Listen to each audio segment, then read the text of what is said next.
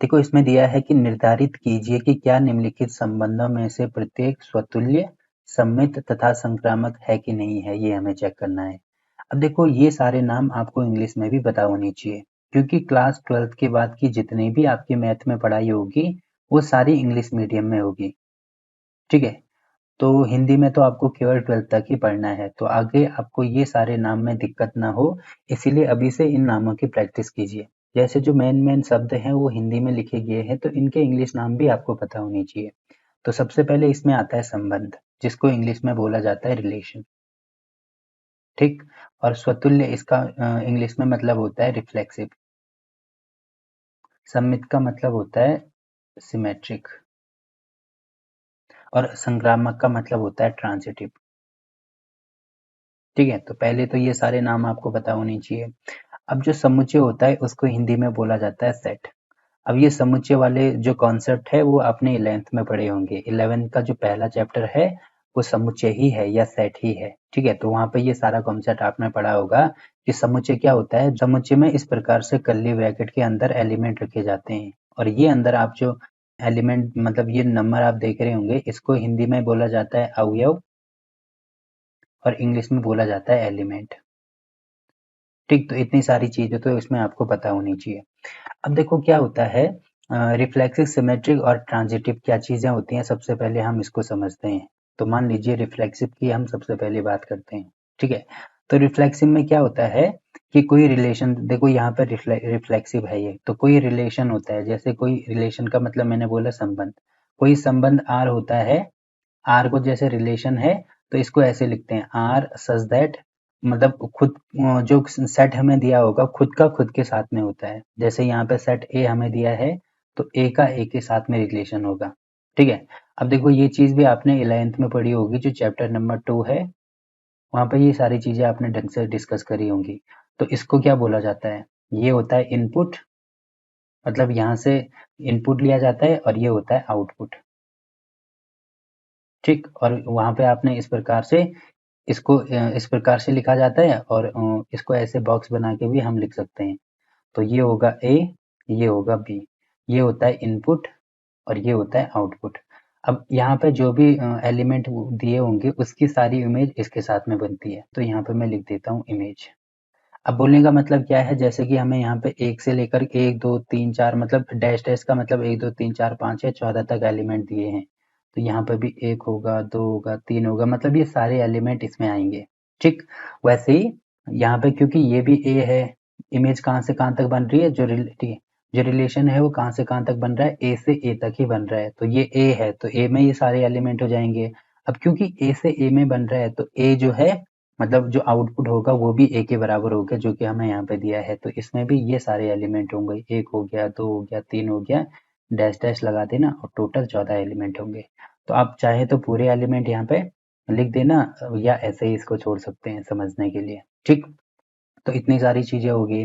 अब देखो इसमें हमें रिलेशन दिया है, रिलेशन क्या कहता है, देखो ये होता है इनपुट, मतलब जो x की वैल्यू होगी वो यहाँ से आएगी, और y की जो वैल्यू होगी तो वो यहाँ से आएगी। तो यहाँ पे मैं लिख देता हूँ ये x की वैल्यू यहाँ से आएगी और y की वैल्यू यहाँ से आएगी।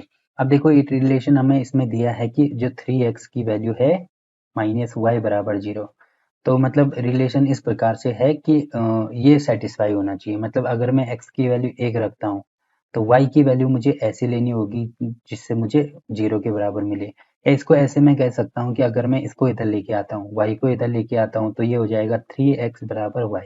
ठीक, अब देखो यहाँ पे वैल्यू रखना शुरू कर दो, जैसे x की वैल्यू अगर मैं 1 रखता हूँ, क्योंकि स्टार्टिंग में सबसे पहले तो एक ही है, तो x बराबर अगर मैं 1 रखता हूँ तो y बराबर कितना आएगा, देखो यहाँ पे 1 रखेंगे तो y बराबर 3 आएगा। मतलब जो 1 है इसकी इमेज किसके साथ में बनेगी, इसकी इमेज इसके साथ में बनेगी, तो यहाँ पे मैं इसको इसके साथ में लिख दूंगा। ठीक, इसको मैं कलर चेंज कर देता हूँ, तो ये हो जाएगी, इसके साथ में इमेज बन जाएगी।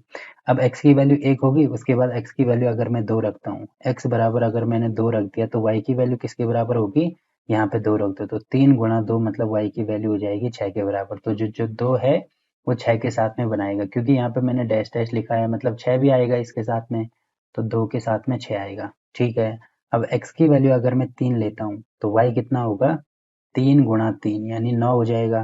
तो 9 इसमें आ रहा है तो 3 का 9 के साथ में बनेगा, यहाँ पे मैं 9 भी लिख देता हूँ, क्योंकि डैश डैश का मतलब यहाँ पे मैं एक बार लिख देता हूँ, 1 2 3 4 5 6 7 8 9 10 11 12 13 14 इतना सारे एलिमेंट इसमें आएंगे। वैसे ही ये सारे एलिमेंट इसमें भी आएंगे। तो आप यहाँ पे देख रहे होंगे कि जो 3 है, 3 के साथ में y की वैल्यू 9 आ रही है, तो 9 यहाँ पे है, तो इसीलिए मैंने यहाँ पे 9 कर दिया। ठीक, अब x की वैल्यू मैं 4 रखता हूँ, तो y की वैल्यू कितनी आएगी, 3 गुणा 4 करेंगे तो 3 चक्कू 12, मतलब 12 के बराबर आएगी। तो यहाँ पे अगर 4 होगा तो यहाँ पे किसके बराबर होगा ये, क्योंकि 12 एलिमेंट इसमें आ रहा है तो इसकी इमेज इसके साथ बनेगी।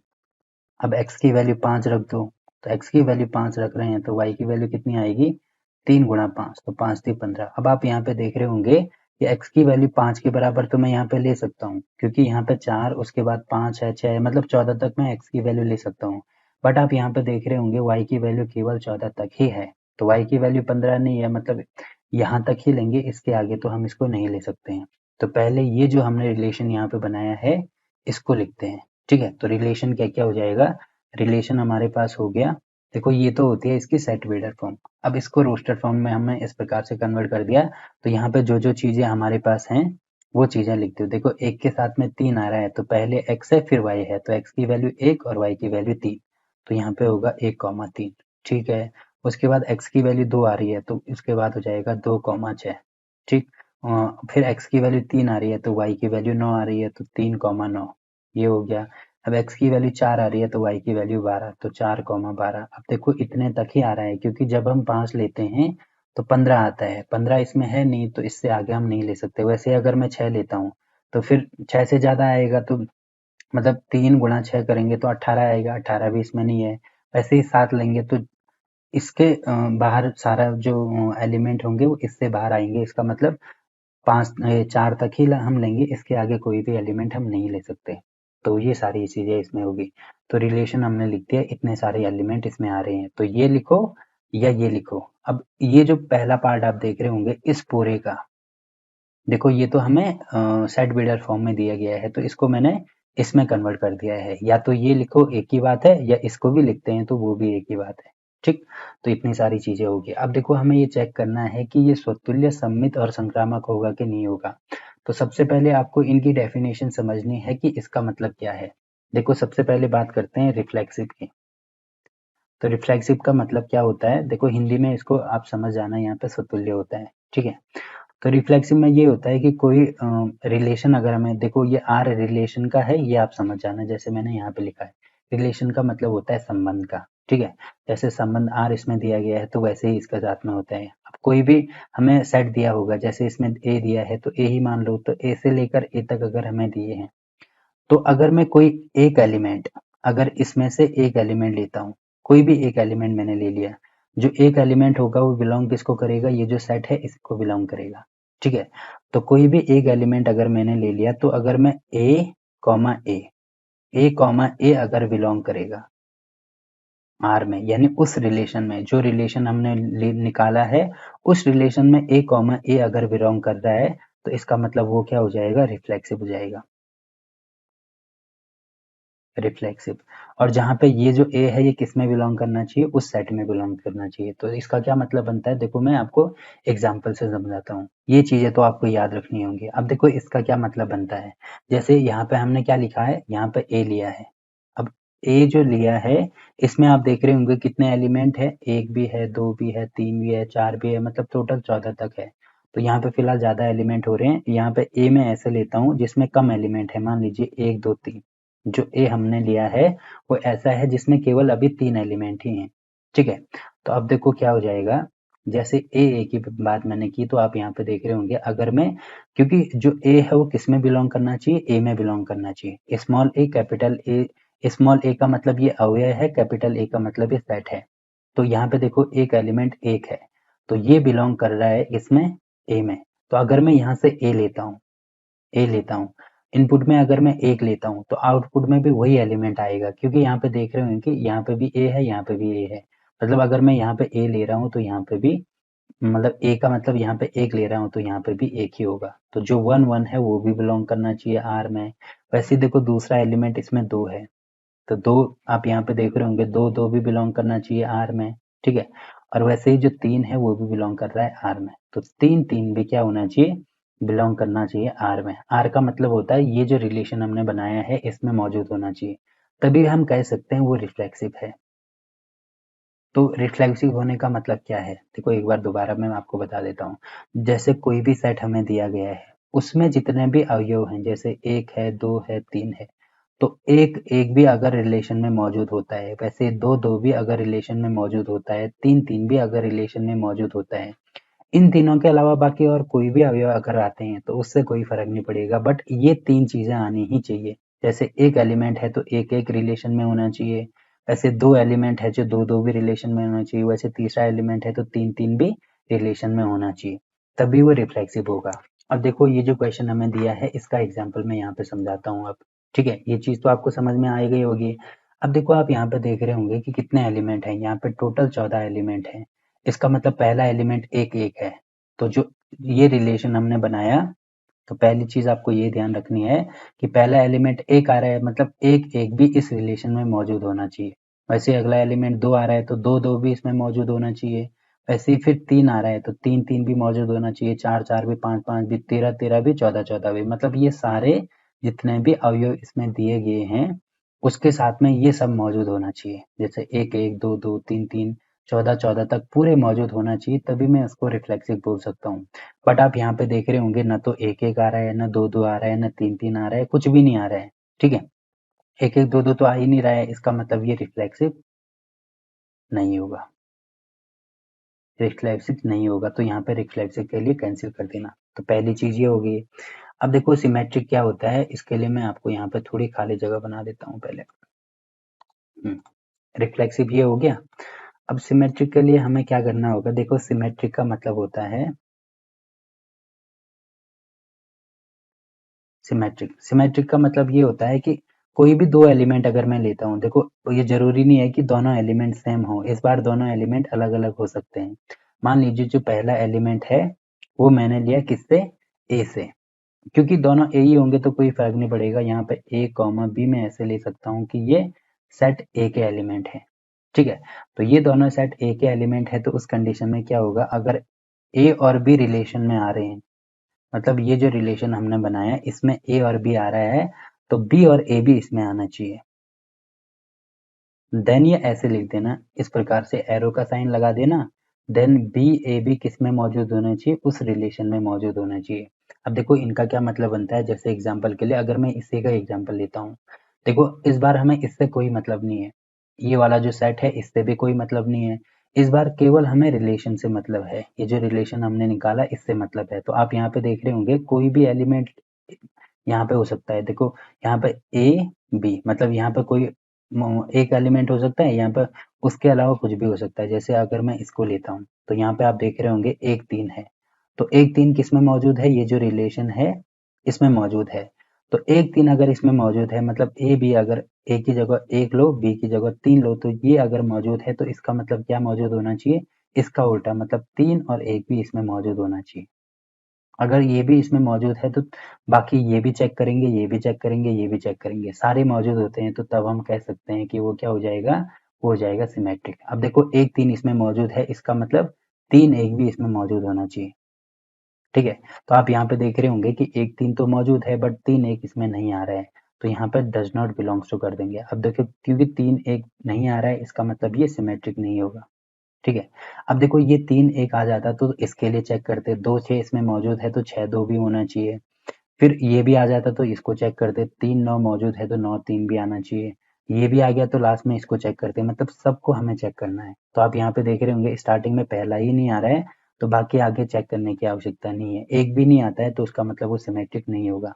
तो देखो नहीं आ रहा है, इसका मतलब सिमेट्रिक भी नहीं है, तो यहाँ पे लिख देना नॉट सिमेट्रिक, और इसका रीजन यहाँ पे ये वाला दे देता है। पहले यहाँ पे ये लिख देना कि ए कॉमा बी बिलोंग्स टू ए, उसके बाद ए कॉमा बी बिलोंग कर रहा है आर को, देन लिख देना, या तो एरो का साइन बना देना कि बी ए बी बिलोंग करेगा आर को। अब यहाँ पे लिखेंगे चूंकि 1 3 बिलोंग कर रहा है आर को, और एरो का साइन लगा के 3 1 does not belongs to R, इसीलिए यहाँ पे लिख देना सिमेट्रिक नहीं होगा। ठीक, तो सिमेट्रिक के लिए भी हो गया। अब अगला आता है ट्रांजिटिव। अब देखो ट्रांजिटिव में क्या होता है, इसमें 3 एलिमेंट लेते हैं। जैसे देखो सबसे पहले जो रिफ्लेक्सिव था उसमें केवल एक ही एलिमेंट हम ले रहे थे, सिमेट्रिक में 2 एलिमेंट हम लेते हैं, और जो ट्रांजिटिव होता है उसमें 3 एलिमेंट हम लेते हैं। अब देखो इनमें क्या होता है, जैसे ए बी सी, क्योंकि सेट तो ए ही है तो ये सारे बिलोंग करेंगे ए को, ठीक है। तो अगर मुझे ऐसा मतलब मुझे रिलेशन में ऐसा दिया है ए कॉमा बी बिलोंग कर रहा है आर को, ए कॉमा बी बिलोंग कर रहा है आर को, और बी कॉमा सी ये भी बिलोंग कर रहा है आर को, जब ये दोनों बिलोंग करेंगे तभी, तब क्या होगा, जो देखो ए कॉमा बी और बी कॉमा सी, तो आप यहाँ पे देख रहे होंगे कि बी यहाँ पे भी है, बी यहाँ पे भी है, तो यहाँ से बी को हटा दो, ठीक है, मतलब जो दोनों में मौजूद है उसको हटा दो, तो बचा क्या, ए और सी। इसका मतलब ये होगा कि ए और सी ये भी बिलोंग करना चाहिए आर को। कब बिलोंग करना चाहिए, जब ये दोनों मौजूद हैं तो, अगर नहीं मौजूद हैं तो आगे प्रोसेस आगे बढ़ेगा ही नहीं, तो उसका मतलब वो ट्रांजिटिव हो जाएगा, ठीक है। बट अगर ये चीजें हैं तो तभी हम कह सकते हैं कि ए से भी इसमें मौजूद होगा, तो ये क्या हो जाएगा, ट्रांजिटिव हो जाएगा। अब इसका एग्जाम्पल यहाँ पे देख लीजिए, देखो एक तीन, जैसे ए की जगह पे मैंने एक ले लिया, बी की जगह पे तीन ले लिया। अब देखो बी की जगह पे तीन आ रहा है, यहाँ पे बी की जगह पे तीन आना चाहिए, बाकी कुछ भी आए, तो एक तीन। अब देखो तीन कहाँ पे आ रहा है, तो तीन यहाँ पे आ रहा है, तीन और नौ, तो देखो एक और तीन मौजूद है किसमें, आर में, ठीक। वैसे ही एक तीन मौजूद है, फिर यहाँ पे देखो कि उसके साथ में यहाँ पे तीन था, तो यहाँ पे स्टार्टिंग में तीन देखना है कहाँ पे आ रहा है, तो यहाँ पे आ रहा है। अब तीन नौ भी मौजूद है आर में, अब ये दोनों मौजूद हैं, इसका मतलब अब तीन को यहाँ से हटा दो, तो एक और नौ, एक और नौ ये भी मौजूद होना चाहिए किसमें, आर में। अब देखो एक और नौ इसमें नहीं आ रहा है, इसका मतलब ये क्या होगा, ट्रांजिटिव नहीं होगा, ठीक। तो ट्रांजिटिव नहीं होने का मतलब क्या है, ये रीजन यहाँ पे लिख देना, ए बी, बी सी, ए सी, और एक दो मतलब एक तीन मौजूद है, तीन नौ भी मौजूद है, बट एक नौ इसमें मौजूद नहीं है, इसका मतलब ये ट्रांजिटिव भी नहीं होगा। तो ना ये रिफ्लेक्सिव आ रहा है, ना ये सिमेट्रिक आ रहा है, और ना ये ट्रांजिटिव आ रहा है, तो तीनों यहाँ पे कैंसिल कर देना, ठीक है। तो इस प्रकार से इसका जो पहला पार्ट है वो कंप्लीट होता है। अब देखो स्टार्टिंग में ये सारी चीज़ों को समझने में दिक्कत तो होती ही है, धीरे धीरे ये चीज़ें समझ में आती हैं। तो अभी इसका पहला पार्ट है, जैसे जैसे क्वेश्चन हम आगे करते जाएंगे धीरे धीरे ये आपको समझ में आते जाएंगे। शुरू शुरू में तो हर किसी को दिक्कत होती है, हमें भी दिक्कत होती थी, हमने बहुत प्रैक्टिस करी है, जब तक प्रैक्टिस नहीं करोगे तब तक ये चीज़ें समझ में नहीं आने वाली। और कहीं पे अगर कोई डाउट आप पे रहता है तो आप कमेंट करके पूछ सकते हैं, ठीक है। तो इसका पहला पार्ट यहाँ पे कंप्लीट होता है। अब इसका जो दूसरा पार्ट है वो हम अगली वीडियो में कवर करेंगे, और क्लास 12th के सभी चैप्टर की वीडियो आपको नीचे डिस्क्रिप्शन में मिल जाएगी, तो वहाँ पे जाके आप किसी भी चैप्टर की कोई सी भी वीडियो देख सकते हैं। तो वीडियो अच्छा लगा तो वीडियो को लाइक कीजिए, शेयर कीजिए अपने दोस्तों के साथ, और चैनल को सब्सक्राइब करना ना भूलें। तो मिलते हैं आपसे एक और नई वीडियो में, तब तक के लिए बाय बाय।